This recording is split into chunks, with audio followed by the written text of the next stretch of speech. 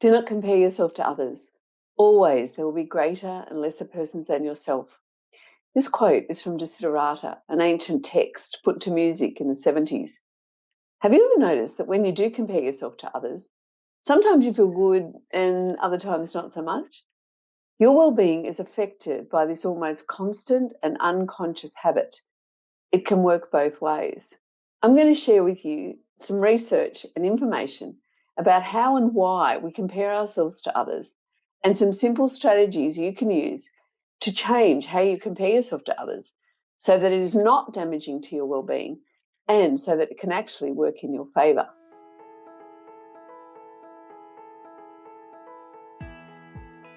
One thing I've noticed is that comparing myself to others is habitual.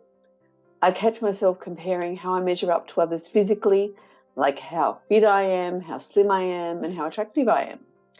I also compare myself professionally, like how well I'm doing in my career, how respected or valued I am, and how well I'm doing financially. At times, this comparison has felt detrimental to me, making me feel either superior or inferior to others, sometimes feeling envious of other people or dismissive of those who don't appear to live up to my standard. It turns out that there is scientific evidence for why we compare ourselves to others and how it can be both beneficial and detrimental depending on our purpose. My name is Amaro and I'm the principal presenter at The Highly Effective Teacher. I'm a teacher and I've been supporting students and teachers for over 30 years, and I'm passionate about teacher wellbeing and about working with teachers so that they thrive in the teaching profession by implementing evidence-based practices that support their practice. Teacher wellbeing means improved student wellbeing, and that contributes to better academic and social outcomes for all our students. If you'd like to learn more about teacher wellbeing, please subscribe to our channel and ring the bell so that you receive notifications of all our videos. This peculiar drive of comparing ourselves to others was first explored seriously by a social psychologist named Leon Festinger in 1954. Festinger basically said that people evaluate their opinions and abilities by comparing themselves to other people for two reasons. Firstly, to reduce uncertainty in the areas in which they're comparing themselves, and second, to learn how to define themselves. He called this concept social comparison theory, and it's one of the biggest discoveries in psychology. Festinger also pointed out that when we stop comparing ourselves to other people, we often experience hostility and may make derogatory comments about those people, as long as continuing to compare ourselves to them brings up unpleasant consequences for us. So there are two ways of comparing yourself: good and not so good, healthy or unhealthy. And when you compare yourself to others, you may be attempting to gain one of two things. One is trying to figure out how good you are at something, and the other is trying to make yourself feel better. This demonstrates the difference between healthy and unhealthy comparisons. Jordan Harbinger on his podcast talks about comparison for self-assessment or self-enhancement. Comparing your performance as self-assessment in order to improve is helpful for you. So if you compare yourself to others with a view for self-improvement, you can see someone else doing well and it can inspire you or spur you on to work harder at your goals. Assessing your performance against someone similar in experience and age, for example, can give you essential feedback about how you're doing at your professional goals and spur you on to do better, to improve in areas where you may feel lacking or be not quite as proficient. This kind of comparison can help motivate you to strive to do and be better. Comparing your performance as self-enhancement, that is, in order to feel better about yourself, however, can be quite unhelpful. If you compare yourself to others to feel better about yourself, you may feel a false sense of superiority, or if you compare yourself unfavorably to someone else, you may feel negatively about yourself and then engage in negative thinking about that other person. When you compare yourself to someone else to make yourself feel better, it can be unhealthy because it brings up feelings of unworthiness and may contribute to you feeling miserable.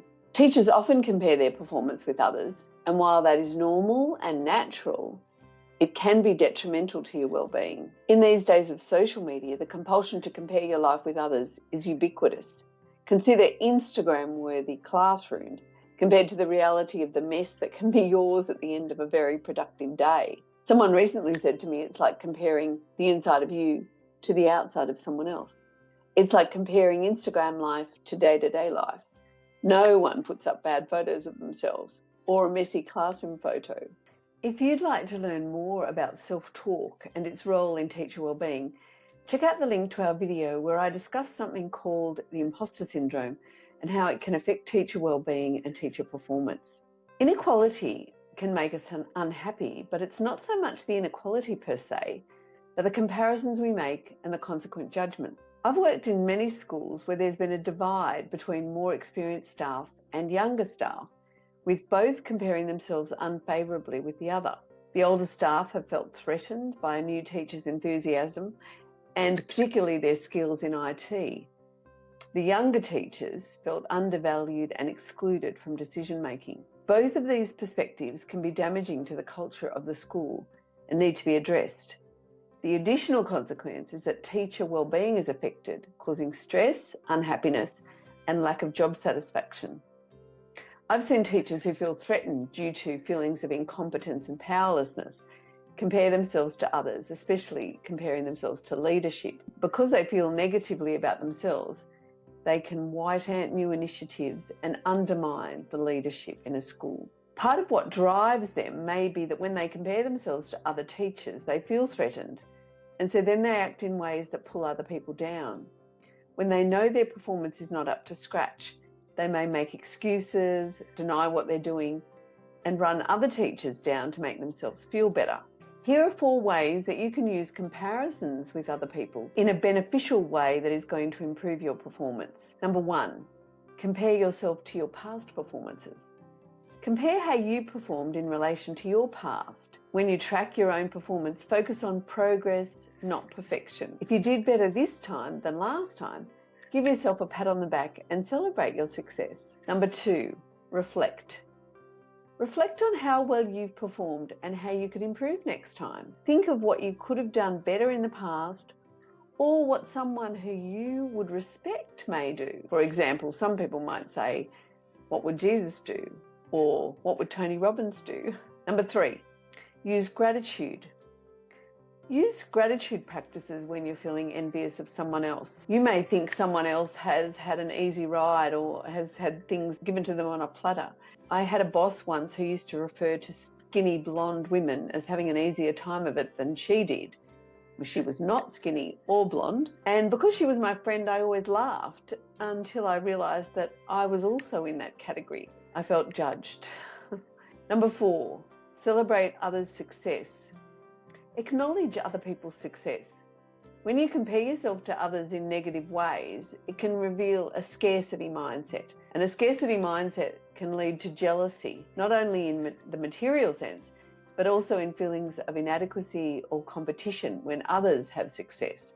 A scarcity mindset means that you believe that there's only so much success or achievement available, and that someone else's success means that there's less for you. To improve your own outlook, acknowledge the success of others and applaud their achievements.